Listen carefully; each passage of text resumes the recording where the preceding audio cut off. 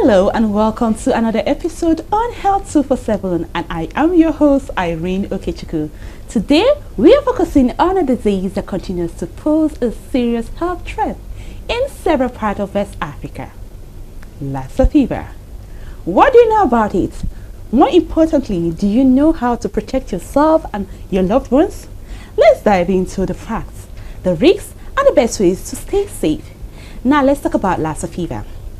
Because there is no widely available vaccine, yet awareness and hygiene are your best defense. Lassa fever is an acute viral hemorrhagic illness caused by the Lassa virus. It's primarily spread to humans through the contact with food or household items contaminated with urine or feces of infected mastomys rats, commonly known as multi-mammoth rats. Joining us today on this very interesting topic, knowledge and preventive practices against Lassa fever, I have with me Dr. Ibawa Memshima, a medical officer who will be giving us insight on Lassa fever. As usual, if you want to be part of this program, you can follow us on our social media handles on official Rapid TV, or you can keep watching us on Rapid TV on channel 176. Stay tuned.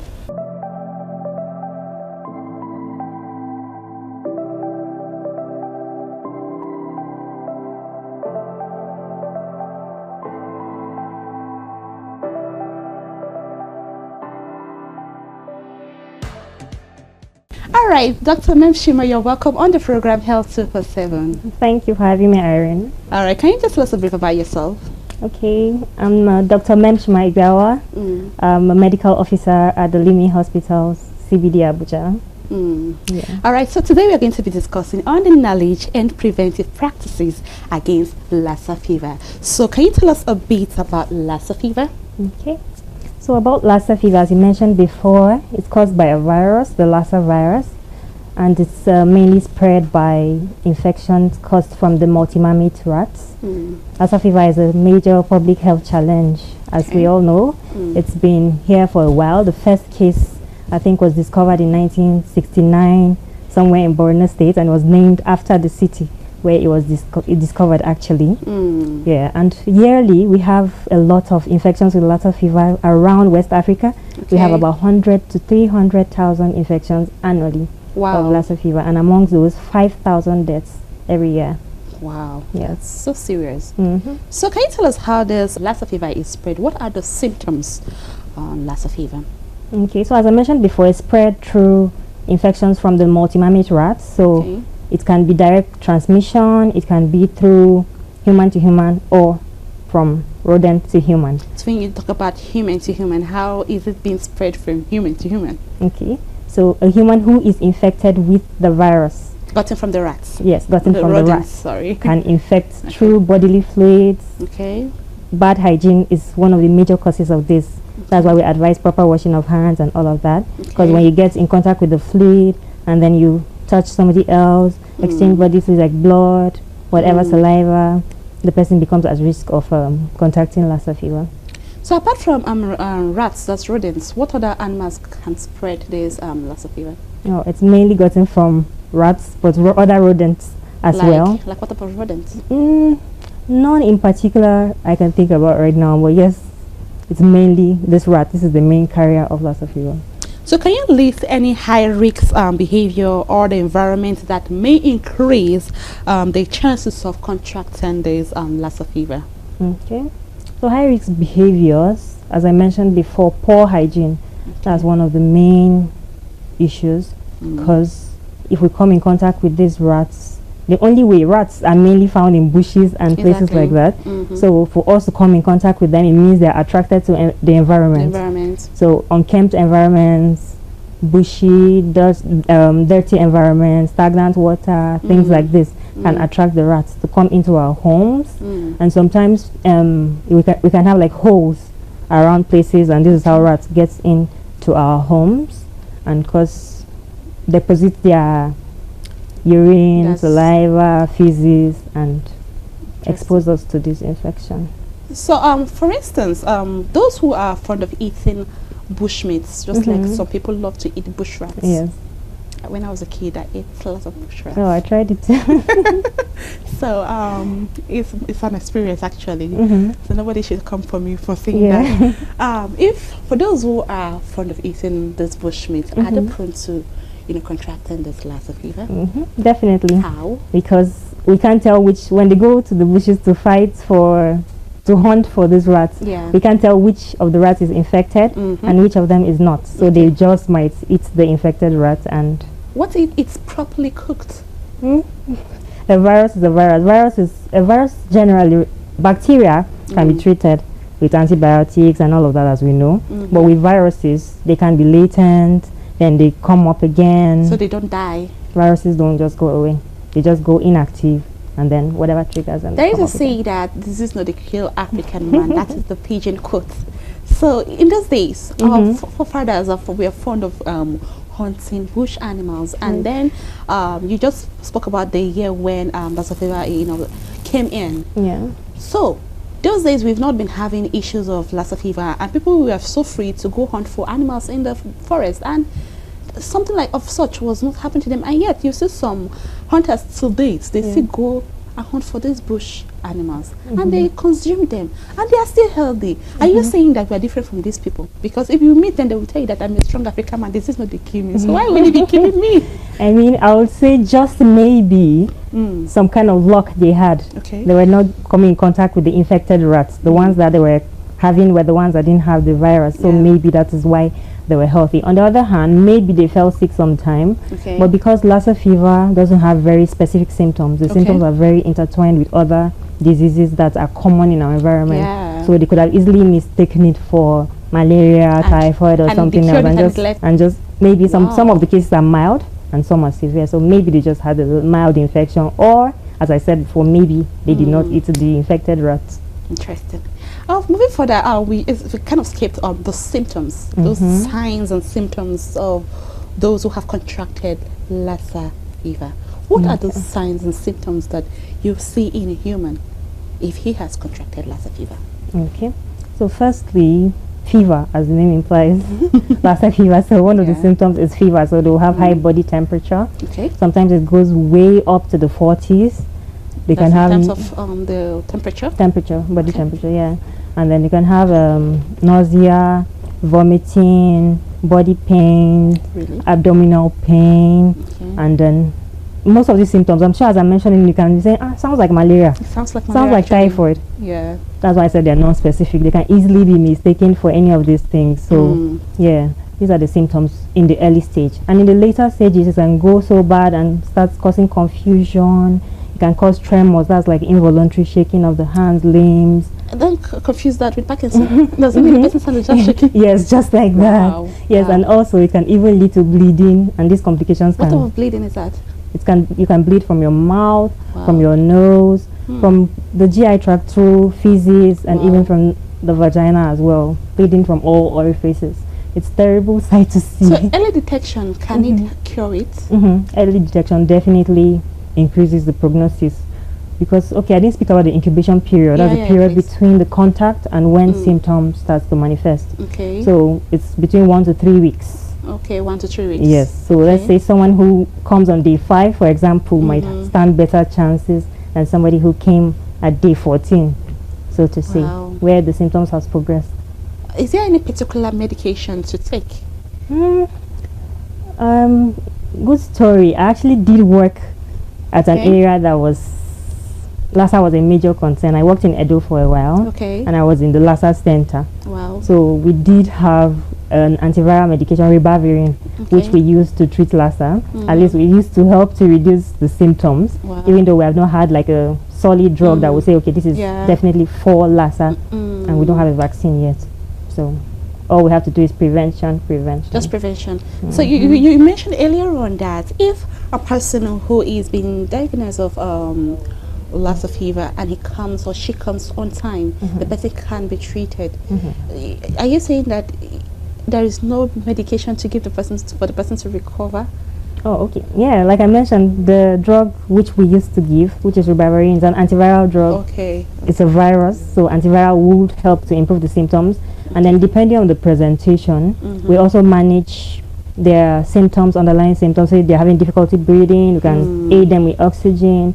They're having vomiting, we can give them something to help with the vomiting. So these things help to reduce the impact that the disease would have on the individual and aid survival as well. Interesting.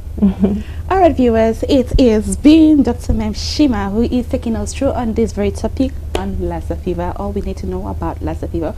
We're going to go on a short break, and when we return, we're going to tell you more on this topic. So stay tuned.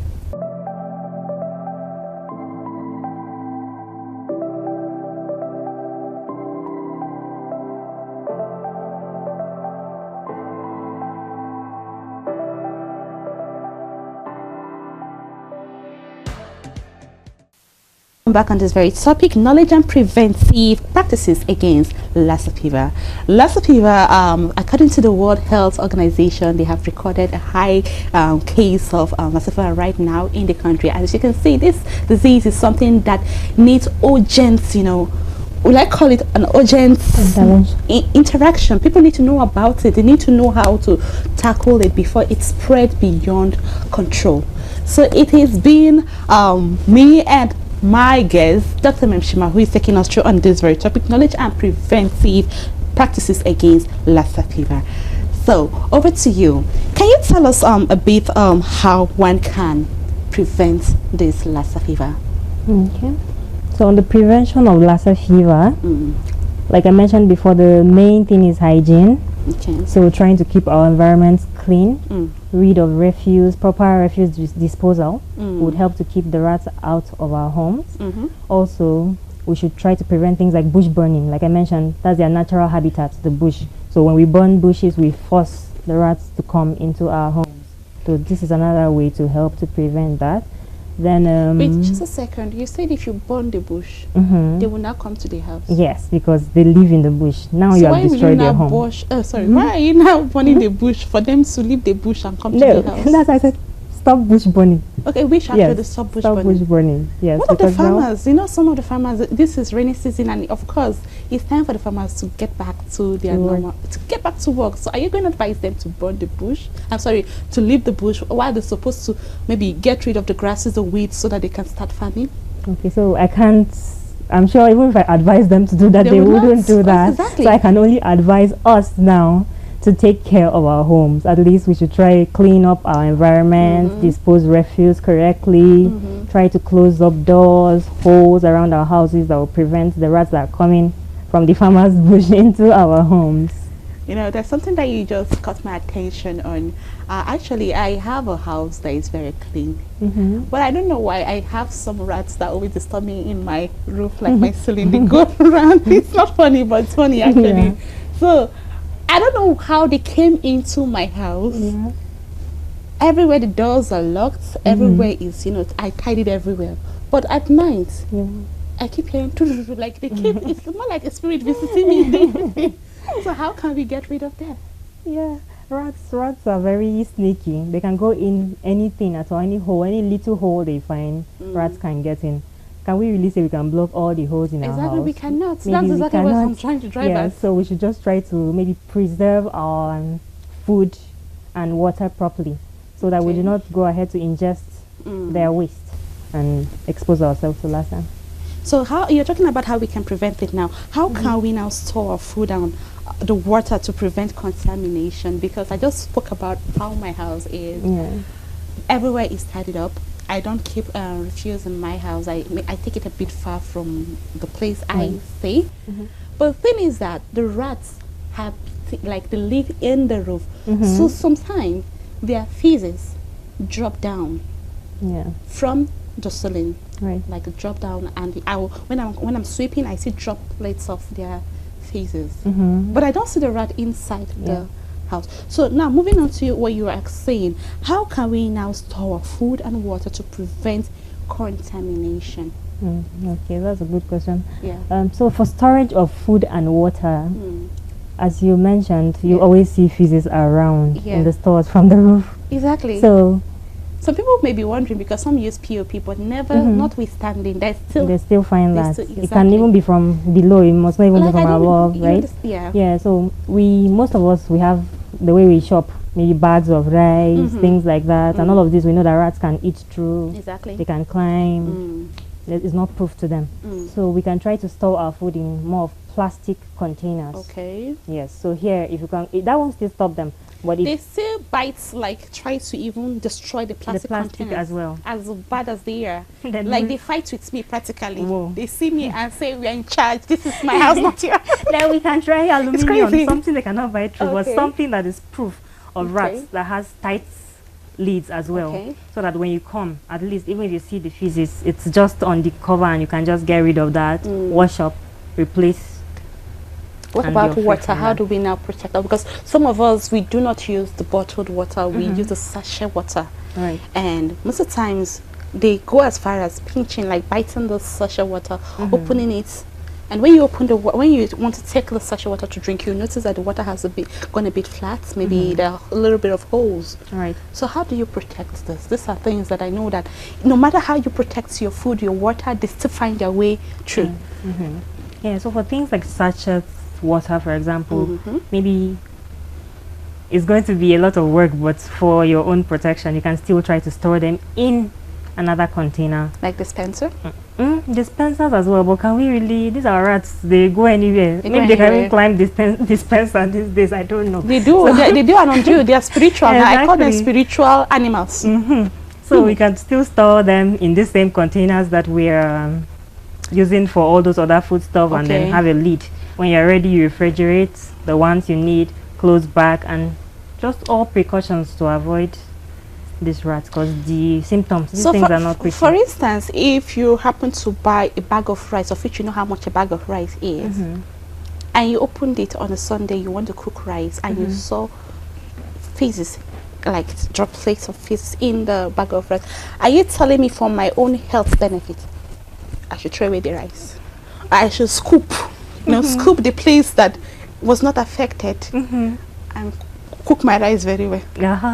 Like just trying to make me understand, because right now we're trying to prevent, we're trying to protect our health, and we're trying to also get rid of something that will be harmful to us. What do you advise me to do? Okay, so as we both know that would be difficult, like disposing of all of the whole full bag of rice is that very would be difficult. expensive, Yes, but at the same time, I can't really advise you to scoop and then use the rest, because most of this, they're waste. There's urine too, so we can't stop. Maybe you can say the feces stopped here, Okay. but the urine, we cannot tell how far down it went. What if you try to do a measurement?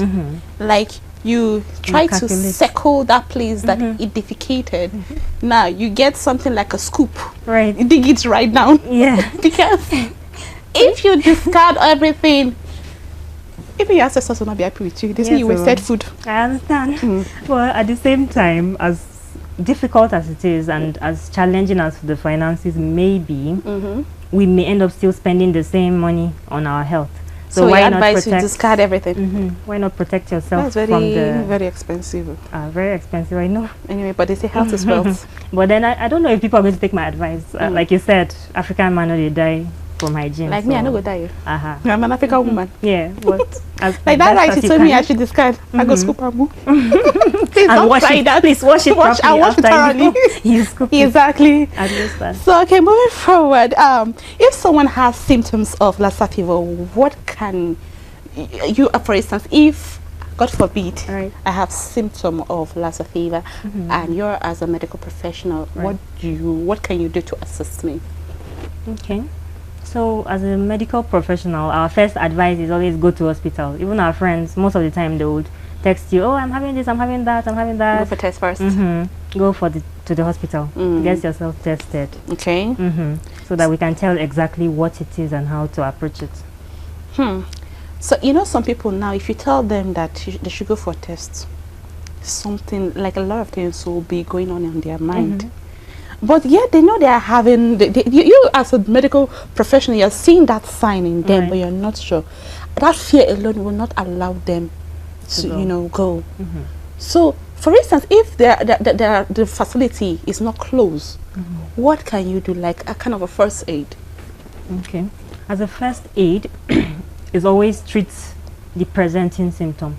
Okay. For example, if they're having a fever, try to give them analgesia to Calm it step down. down the fever. Okay. Yeah, whatever symptoms they're having, we treat it symptomatically until they're able to get to a remote hospital. Okay. So what if the person doesn't go immediately? If they don't go immediately, it depends on the progress. I can't Okay. really say how fast it will progress. One person is different from the next. So maybe somebody else might take 10 days to get bad than that person. So I can't really say. Just like why I'm saying this is because in some host communities, in some communities or also suburb like this, some of them do not have opportunity for health facility to be around them. Right. And you maybe they just sent you as a public health worker. I'm just saying, they sent you and you are able to identify such case, but you're such cases and you're not sure of, So, and if you're kind of advising the person, you need to visit the nearby hospital, and the person will be like, okay, I do not have the resources to take me there. And the person maybe procrastinate for like maybe 1 week. Right. So how can you manage it? Maybe because the person does not have money or does not have, the resources or that emotional, psychological thoughts. Yes. How do you address such situation? Okay. So those psychological ones, first of all, most patients do better with when they speak to a doctor. Getting that reassurance boosts their confidence as well. And if they're also having symptoms, like I said, we treat symptomatically. If we can have access to those other recommended things from the hospital, we can make do. Say, for example, fluids, IV fluids. You can say, well, let's drink a lot of water. Drink a lot of water to rehydrate. And then as the symptoms come, just those little, I'm sure as a doctor in that kind of area, small things like analgesia, major first aid things, I would have them available, so we'll be able to manage those symptoms until. Interesting. So what role do you think that governments or health officials should play to prevent Lassa fever? Okay. So yes, government, I feel like the government can do a lot for us. They can help with sanitization first. When you talk about sanitization, what aspect? Prompt refuse disposal. Okay. Fumigation, just generally things that will keep the rats away from our streets, thereby getting into our homes. Also, they can also create programs that will help to raise awareness around Lassa fever. Like I said, it's mistaken for a lot of things. Yeah. So many of us must have been going around treating malaria and things, not knowing that it's Lassa fever. That you actually have. So the awareness would also go a long way in helping with this challenge. Also, the government can also provide funding. We mentioned before that we don't have a static drug or even vaccine for Lassa fever. So funding for those that are into research in medicine can go a long way in helping them maybe research towards a vaccine that might even prevent Lassa fever before we even get to the treatment of Lassa fever. Interesting. So going towards the end now.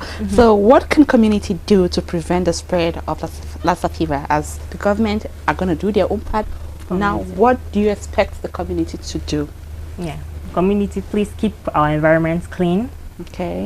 Protect yourself, store your food properly, store your water properly, report cases of fevers that do not resolve in at least 48 hours despite treatment. Could just be Lassa, and you may just be saving somebody and yourself as well. All right, so what advice finally do you have to give to viewers, especially those who will be watching home and maybe they'll be having signs and symptoms of this Lassa fever but they don't know how to approach it? What advice do you have for them? So my advice to you is, please go to the hospital. Don't self-medicate. Don't assume your symptoms and make a diagnosis and go on treating. Just go to the hospital and seek help. Interesting. All right, viewers, that's the much we can take on this very topic. At least we have told you about the knowledge on what to do on Lassa fever. So do not take matters into your hands. Do not feel like, okay, this is maybe this is just a mere fever and you just start treating, doing the self-medication, of which it is not advisable. Always seek the help of a medical professional. So that's much you can take on this very topic. Thank you so much for coming on the program Health 247. Thank you for having me. All right, viewers, we'll see you some other time and same time on this very program Health 247. It has been your host Irene Okechukwu, and thanks for being part of the program, and bye for now.